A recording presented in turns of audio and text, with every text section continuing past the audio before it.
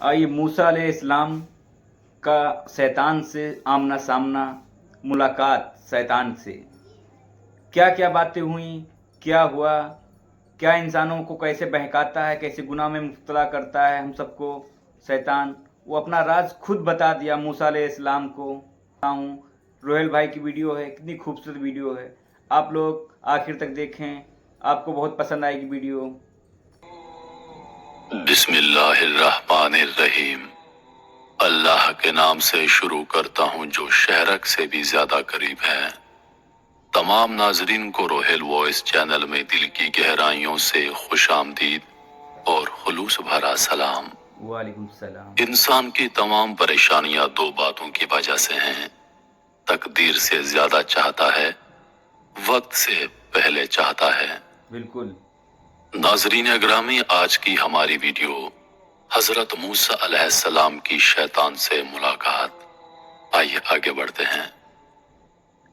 इब्लीस का ताल्लुक जिन्नात में से है, जिनमें से बाज उसके साथी शयातीन जिन्नात हैं, जबकि बहुत से अल्लाह की इबादत गुजार नेक और मुसलमान जिन्नात हैं।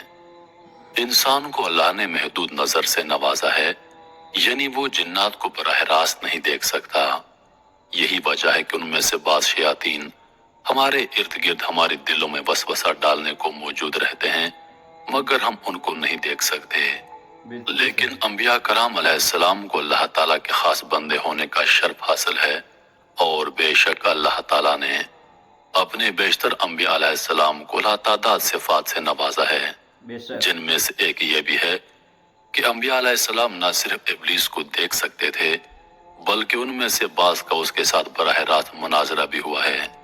इन वाक़यात की तफसील हम इंसानों के लिए किसी खजाने से कम नहीं। बिल्कुल सही। बिलाशुबा अल्लाह रब्बुल इज्जत का कोई भी अमल हिकमत से खाली नहीं। बेशक। इन्हीं वाक़यात में दो का तस्करा आज हम इस वीडियो में करते हैं। एक मर्तबा हजरत मूसा अलैहिस्सलाम अपने सहाबा कराम के साथ एक महफिल में तशरीफ फरमा थे कि उस महफिल में शैतान आ गया। उसकी हालत कुछ यूं थी कि उसने रंगीन टोपी पहन रखी थी। जब वो महफिल में दाखिल हुआ तो उसकी इस अजीब व गरीब हालत को देखकर हजरत मूसा अलैहिस्सलाम उसकी तरफ मुतवज्जो हुए और फरमाया, ए शख्स, तू कौन है? शैतान ने जवाब दिया, मैं इब्लीस हूँ। हजरत मूसा अलैहिस्सलाम ने कहा, ए मलून, तू हलाक हो, तू मेरी महफिल में क्या कर रहा है?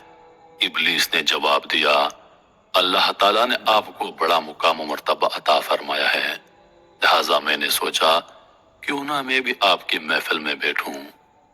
यह सुनकर हजरत मूसा अलैहिस्सलाम ने इब्लीस से मुखातब होकर दरियाफ्त किया, अच्छा तो ये बता, ये तूने क्या पहन रखा है? शैतान ने जवाब दिया, ये मेरी टोपी है। आप अलैहिस्सलाम ने पूछा, तेरी टोपी में क्या खास बात है जो सभी की तवज्जो का मरकज बन गई? कहने लगा, मैं इस टोपी से शिकार करता हूँ। आप अलैहिस्सलाम ने फरमाया, किसका शिकार करता है? इब्लीस ने कहा, मैं इंसानों का शिकार करता हूँ। आप अलैहिस्सलाम फरमाने लगे, क्या मतलब है तेरा? तू इस टोपी से इंसानों का शिकार कैसे करता है? और मुझे यह बता, तुझे कैसे पता चलता है कि यह बंदा मेरे काबू में आ गया है? उसकी क्या अलामात होती हैं? इब्लीस ने कहा, उसकी 3 अलामात होती हैं। मेरी इस रंगीन टोपी के अंदर वो राज हैं जिनसे मैं शिकार करता हूँ। उनमें पहली अलामत ये होती है कि उस बंदे के अंदर तकब्बुर पैदा कर देता हूँ। जब उस बंदे के अंदर तकब्बुर पैदा होता है तो वो दूसरों को छोटा समझने लगता है। उसके बाद दूसरी अलामत ये होती है कि बंदा खुद पसंदी का शिकार होता है। तकब्बुर का मतलब होता है घमंड, गुरूर करने लगता है, घमंड करने लगता है, मेरा पैसा है और या मेरे पास इतनी शोहरत है या ताकत है, उस पे घमंड। आइए वीडियो देखते हैं। वो अपने अलावा किसी को कोई अहमियत नहीं देता, बस खुद को ही सब कुछ तस्वर करने लगता है।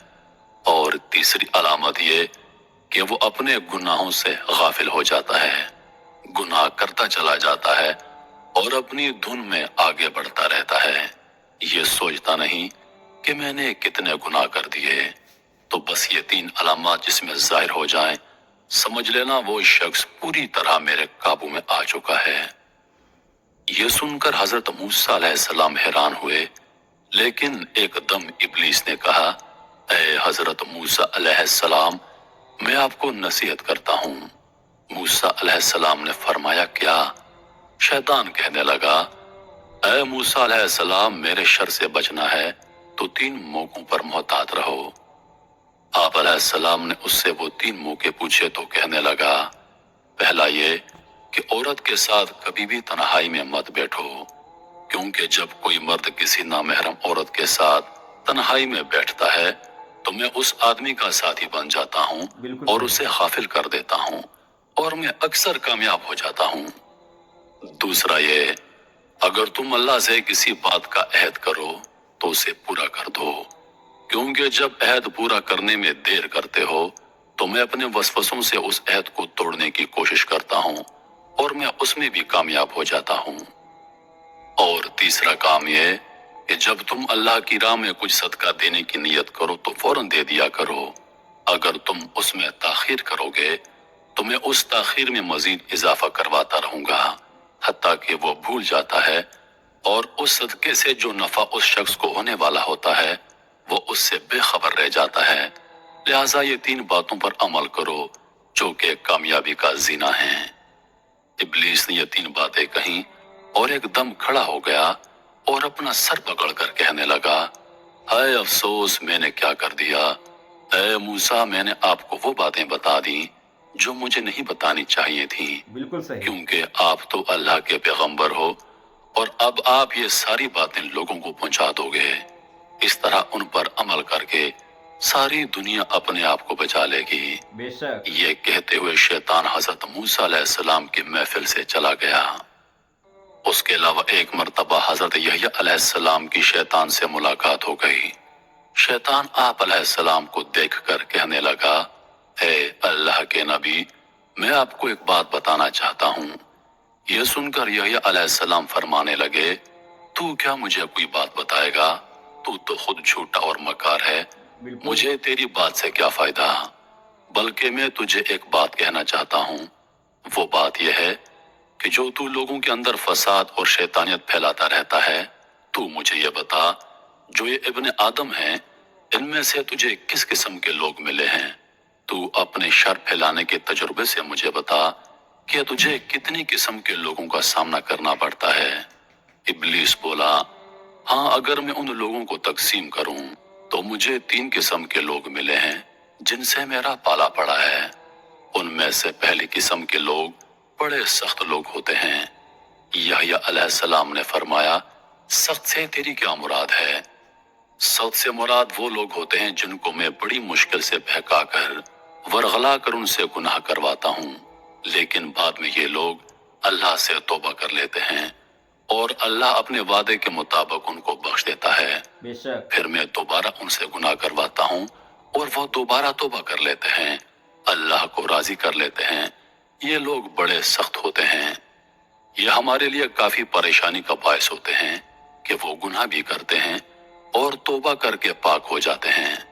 تو اس بات سے میری بڑی جان جاتی ہے کہ اللہ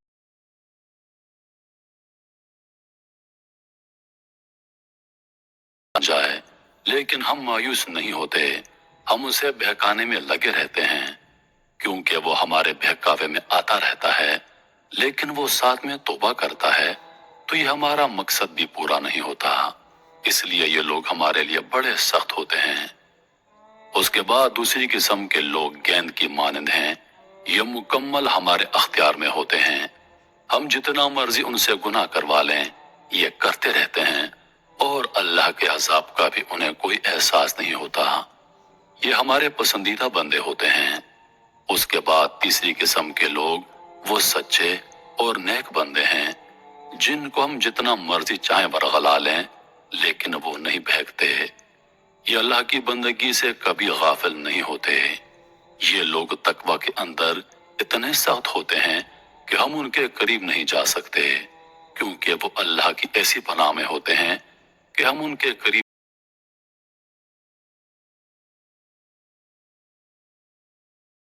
مانے لگے۔ اچھا، ساری باتیں چھوڑ اور مجھے یہ بتا، کیا تو نے کبھی مجھے ورغلایا ہے؟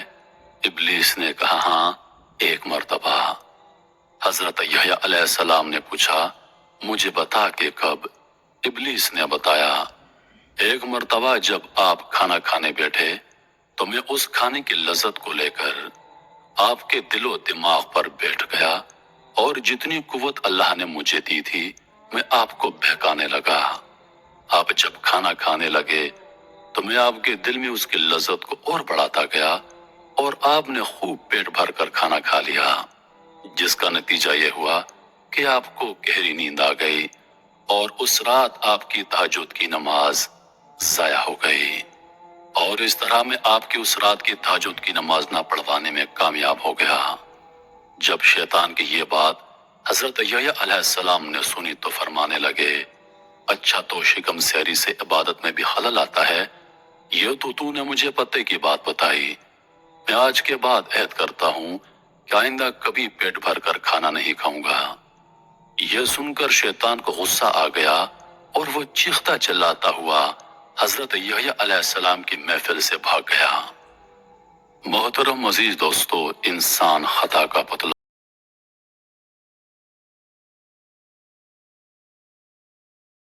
है।